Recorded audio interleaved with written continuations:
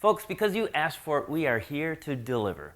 Now, in a previous video we did buying used hand planes, what to look for, so many of you in the comments asked for more. So we're back and we're going to help you make sure you get a deal and not a dud.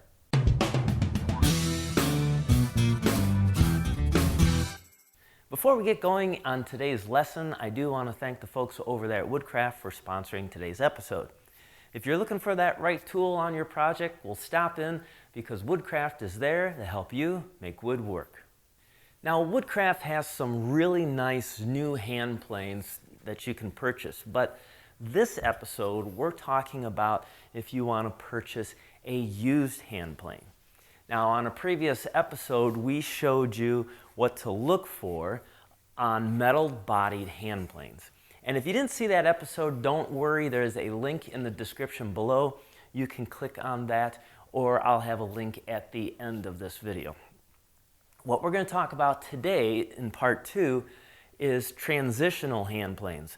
This is where it's half wood and half metal. Now, when I say we, I'm referring to my good friend Dennis Laney. Now, Dennis has over 60 years as a professional woodworker and worked in the trades, so he definitely knows a thing or two when it comes to working with hand tools. So, let's pick up where we last left off. Now, this one, I have to be honest with you, I bought this one myself many years ago. I wanted a transitional plane for my collection, and I bought this at a show.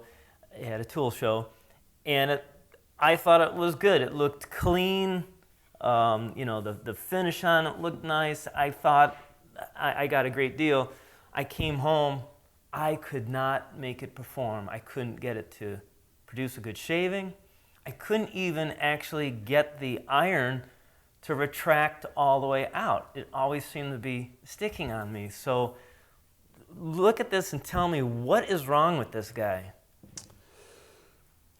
Well, I mean, it looks good on the shelf. Yeah. So I guess it'd be a collector's and that's plane. where it's been living. Yeah. So. Well, the first thing I know, looking at it, it's a Sargent transitional plane. It's not in bad shape, but my guess would be the reason that you couldn't really get the iron to completely retract would be that someone has planed the thickness of the body.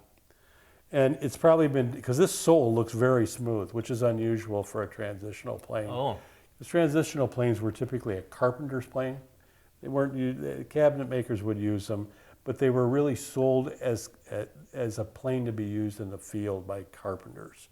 So these would typically be pretty well scarred up, and my guess would be that someone has run this over a joiner, and I think if you look here, or they've run it over with another hand plane, but just eyeballing this, you can see that it's a little thicker on this side than it is on this side, and it's back here. It appears to be a little thicker here than it is up here at the toe. Huh. So probably somebody put this in a vise and ran a joiner plane across it just to get rid of the damage that was on the sole. So by making the body smaller, now I can't. You can't retract I can't get the iron. The mechanism to to retract. Right. So, and this frog, it looks like it's not flat in here. In fact, there's something shiny. Yeah, and it looks, you know what? Should we pop that apart real quick? Sure. That just doesn't look right. And I noticed too, I mean, this should have been a giveaway to me. This looks like it was freshly ground. Yeah, and the little barrel bolt that's in here is really recessed. And I would say that this handle was off of another plane. It appears to be beechwood, which would be normal in these transitional planes. The tote and the knobs would have been made out of the same wood that the body would have been made from, which is typically beech. And this appears to be a beech handle. But the fact that the barrel bolt is recessed, this has been filed off, and the lateral adjuster interferes with it. Yeah. My guess is that this is from another plane. Oh, okay. Yeah. Probably a longer, probably like something like this, a joiner. Okay. Yeah. All right. So this is interesting. You've got a shim ender Oh. here. Yeah. Now that's And- not standard. That's definitely not standard. In fact, this looks like it's a shim cut from a tin can and folded multiple times. And that was doubtlessly in an attempt to raise the frog up to allow that iron to go down to adjust. And it still couldn't, because they planed this too thin. Yeah. And even with the shim in there, I still can't get that iron to retract all the way out. Right. So this plane probably is no good. It's evidence of the reason that transitional hand planes didn't stay around for very long. Yeah. It's been kind of But- Frankenstein together. Yeah, but still, did that you know- knob have a crack in it? There is a crack in the Yeah. knob. That's interesting. You'd rarely see that. Huh. That would be the adjustment, the depth adjustment wheel. Well, okay, I guess that was a bad purchase on my part. There are no That one. bad purchases. You only have to come up with how you're going to use them. But So let's just set that one all Okay. aside here. We'll just put that down here. now, the one good thing about this is this is an excellent iron, and I would say though, it's a Sargent iron, and it's a nice thick iron. I was gonna say it looks pretty thick. It's not tapered, but it is extraordinarily thick. And now, what's the thickness gonna do for us? It just helps you in terms of chatter. You can, on the other hand, you can get to a point that you can put a quarter-inch iron in, and you're not going to get a whole lot of benefit from it. Typically, the chip, this top that we refer to as the chip breaker, actually serves a couple of purposes. It allows you, it has a hole for the depth control pawl to fit into, but it also pre-stresses the iron itself. It actually puts a little curve in it. And the benefit that you get from that is that you ensure that the iron is going to land, I don't know if we can see it, or this is going to fall apart, but it's going to land on the top of the frog and at the bottom, at the mouth. That way you eliminate chatter. You'll find this, and you'll see it on a lot of old wooden planes, where it'll sit in the middle, and it's not really, it doesn't have good contact here at the front edge, the cutting edge, or the back. So what happens is you get a lot of chattering back and forth. Oh, okay. So that's one thing that you need to look at. But with some tender, loving care, a new body, a new tote, you'd have a perfectly usable transitional plane. Well, I should just buy another one at that point. Either that so. or use this iron in another plane. Yeah. So that Put a dummy iron in this for your collection. There you go. Yeah. Put that on the shelf and save the workable parts. Yeah. So what about this guy? This guy looked pretty rough. This is another transitional plane. That was a name I did not recognize on the Yeah. iron. Oh, Revenok. Okay, it's hard to tell who made this. Revenok might have been something like a hardware store or something that was very common to have a major hardware supplier have their name stamped on things that were produced by other people. Oh, okay. And most of the manufacturers did that as a matter of course. The cast iron body portion of it looks like it's in good shape. It always seems like these planes always have paint on them. Like they followed the painter, when they were building the house. But this looks pretty good, actually. The lever cap is in good shape. Some spider webs in the back, which is typical. Now that iron is pretty thick. Now this is interesting, and I'm not sure. This could be an original iron to this plane, but it's tapered, which is So it's typically quite thick at the yeah. bottom. If you can see it, yeah. Quite thick at the bottom. and then the actual iron gets thinner as it goes Yeah, up. and the reason this is these were made like old axes were made. This was laminated, and if you look very closely, you can actually see the lamination lines in this.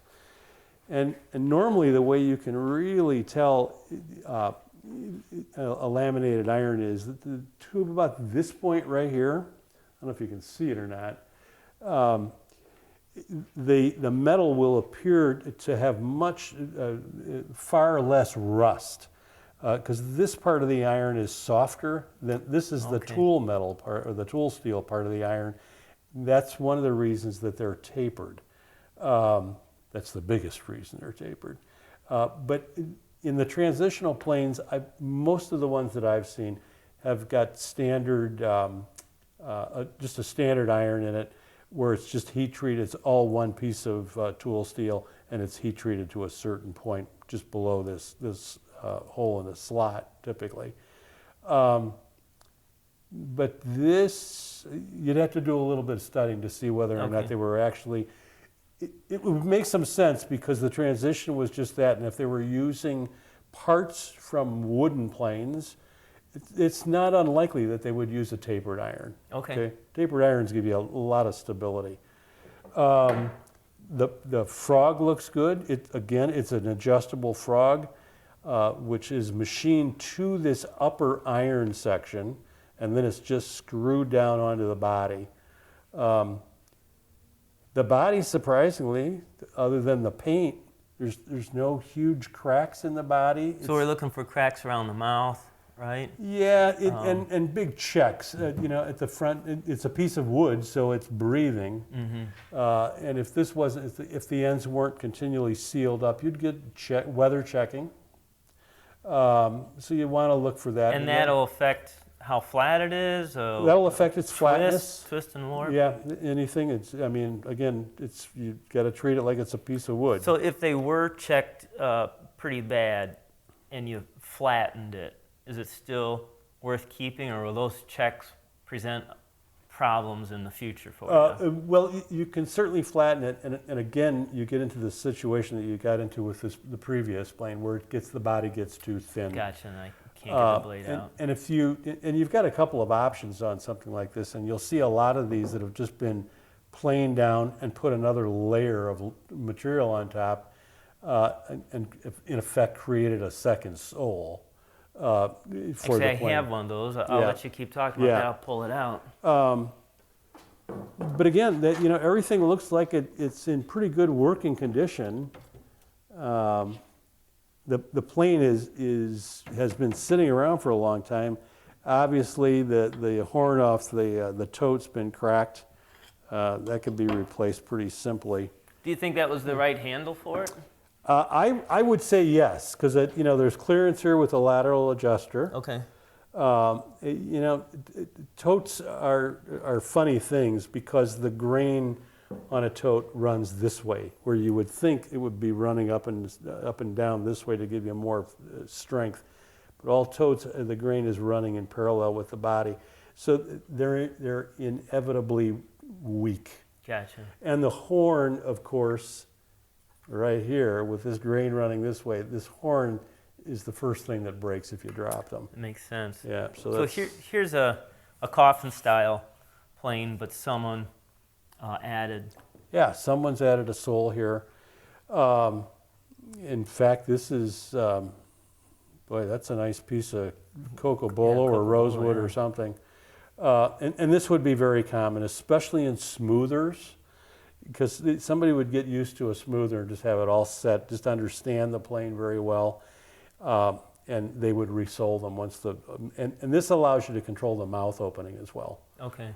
So this guy used it quite a bit, evidently, and knew how to repair it. Yes, I would say yes. And in fact, this is not only a second sole. Oh my goodness! Here's a second sole right here. I never even saw that. This is a third sole. Wow. So this plane had a lot of life. Was very, very dear to somebody who used it all the time. Yeah.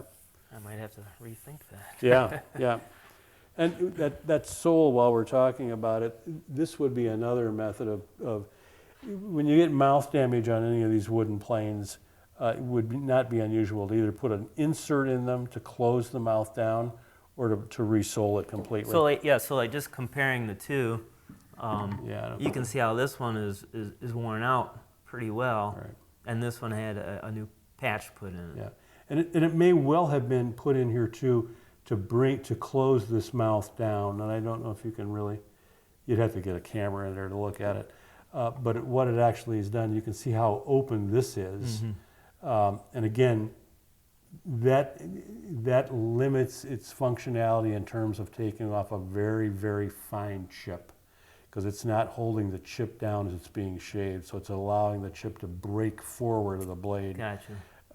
So that's why you want a tight mouth opening, especially on a finishing plane, a smoothing plane, and joiners. Gotcha. Okay. And we'll talk a little bit more about these in a minute, but again, this plane could be a perfectly good user. Cleaned up a little bit, even with the tote as it is, it would work. Now, the thing you ask about, these obviously do come out of, get out of plane, out of flatness from time to time. Easiest thing to do is to go to your joiner table, your cast iron table saw table, put down a strip of 400 grit paper and just work them in by hand. Or that, or you can run them over your joiner. You just want to be careful that you don't have the iron in when you're running it over your joiner. And you want to be careful you take very, very thin shavings. Because again, you don't want to reduce that body to the point that you can't control the depth of your iron. But So you did good on this one. All right. So again, appearance doesn't matter. It's all about condition, correct parts. The rest is cosmetic. Yeah, and this, by the way, the blackness on this was probably due to the fact that whoever had this plane would treat it with linseed oil. And Then why would that go black? we do that on furniture all the time. Just a combination of things: dirt, oxidation. There's any number of things, but usually you'll see planes that are real dark, and have kind of a greasy look to them. Yeah. Have typically had a lot of linseed oil applied to them. So it's old. It's been around a long time then. Yeah. And again, the linseed oil was to keep that wood from checking. Okay. Keep it from cracking. And you could, if you wanted to, you could clean this all up with acetone or something like that. You'd bring back the original color of the plane, and then you could put a coat of linseed oil. My preference now is to use wax. Okay. For a number of reasons, but again, wax requires a little bit more maintenance. But and you can oil it and then wax it up after that. So you've driven the oil into the end grain. Gotcha. But no, you did good on this. All right. Great. So you can sell all your Lee Nielsen planes and just go right back to using this. Yeah. All right, that wraps up part 2 of what to look for in buying a used hand plane. And we're going to do one more still on this topic, and that's going to cover the all wooden hand planes. So now people ask me all the time, okay, Chad, I know what to look for in a hand plane, but where do I find them to buy? Well, I'm considering doing a video telling you how I go about looking for and purchasing hand planes. Dennis and I are also going to be back in the shop, and we're going to do a video now that you've bought a used hand plane. How do you tune it up and really make this thing perform well? So we're going to take one that's rusty, ratty, dirty, and grimy, and we're going to show you all the proper steps on how to get this to produce ultra-fine shavings. So look for that in the future. As always, if you have a question on a project or tool that you're using in your shop and need some help, well, feel free to email me at woodchoppingtime@gmail.com, because my whole goal of this show is to make you a better woodworker. As always, thanks so much for watching, and until next time, well, keep on dancing.